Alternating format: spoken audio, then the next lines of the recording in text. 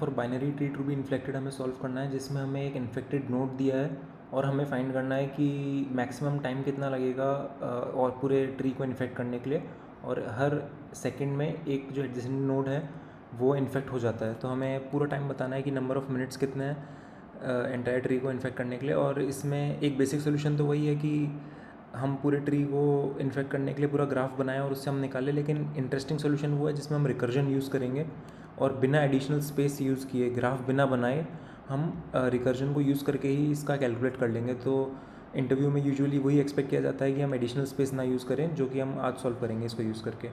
तो सबसे पहले तो स्टार्ट करते हैं। एक बेसिक सोल्यूशन जो दिमाग में यही आता है कि हमेशा नेव सोल्यूशन यही आएगा कि एक ग्राफ बना लेते हैं हम गिवन ट्री से, जो पॉइंटर ट्री है उससे हम एक ग्राफ बना लेते हैं और उसमें DFS कर देते हैं start node to find tree depth.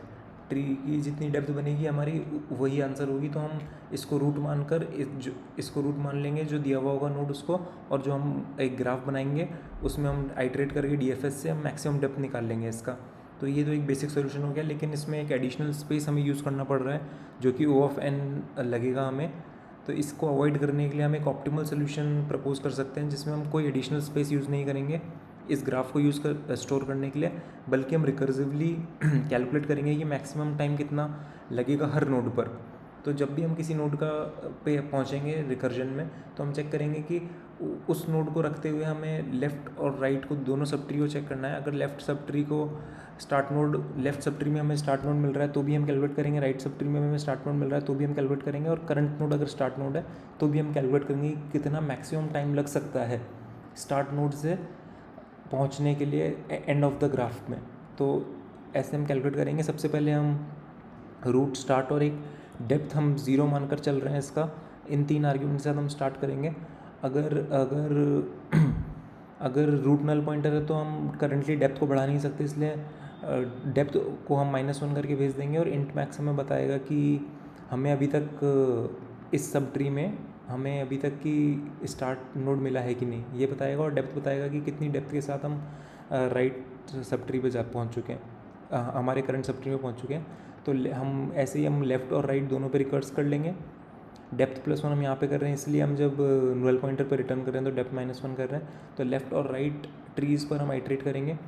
फिर हम देखेंगे कि क्या हमारे लेफ़्ट सब ट्री में वैल्यू है। तो अगर हमारे करंट नोड ही स्टार्ट नोड है, तो हम चेक करेंगे कि लेफ़्ट और राइट में से अगर हमारा करंट नोड स्टार्ट नोड है तो लेफ़्ट और राइट में से कितनी मैक्सिमम डेप्थ हम पहुंच पाएँ, वो हमारा आंसर उसमें से हम मैक्सिमाइज़ करेंगे आंसर को। अगर हमारा लेफ़्ट सब ट्री में स्टार्ट नोड नहीं है, हमारे लेफ़्ट सब ट्री में स्टार्ट नोड है, तो हम चेक करेंगे कि लेफ़्ट सब ट्री में कितना डिस्टेंस है प्लस राइट सब ट्री में कितनी डेप्थ कवर कर सकते हैं, तो वो हमारा आंसर हो जाएगा।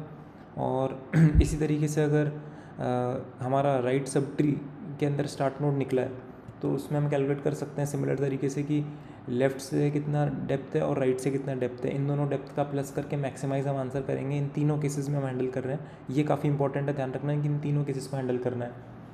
और फिर हम अपडेट कर रहे हैं कि हमें वैल्यू किस डेप्थ पे मिली है। तो सबसे पहले हम चेक कर रहे हैं कि करंट वैल्यू ही हमारी स्टार्ट नोड है, तो फिर हम करंट डेप्थ स्टोर कर रहे हैं, वरना हम इन दोनों का मिनिमम स्टोर कर रहे हैं।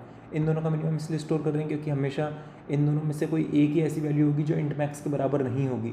हो सकता है दोनों इंट मैक्स हों, इसका मतलब हुआ कि करंट सब ट्री में हमारा वैल्यू हमें मिला ही नहीं है, तो उस केस में हमें value find of eight depth हमें मिल जाएगा, इंट मैक्स मिलेगा। तो उनके हम चेक्स ऑलरेडी लगा चुके हैं। तो इस तरीके से, और एंड में हम रिटर्न कर रहे हैं कि मैक्सिमम डेप्थ कितनी है हमारे सब ट्री की। तो लेफ़्ट और राइट सब ट्री की जो मैक्सिमम डेप्थ है वो रिटर्न करनी है, साथ में क्या हमें अभी तक स्टार्ट नोड मिला है, और अगर मिला है तो किस डेप्थ पे मिला है वो हम रिटर्न कर रहे हैं।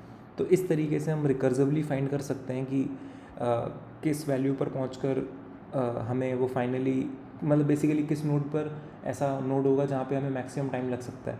तो इस तरीके से जब हम हर नोड के ऊपर आएंगे, जैसे 4 के ऊपर आए तो हम कैलकुलेट कर लेंगे, 3 के ऊपर आए, हर नोड के ऊपर हम कैलकुलेट कर सकते हैं कि कितना मैक्सिमम टाइम लगेगा।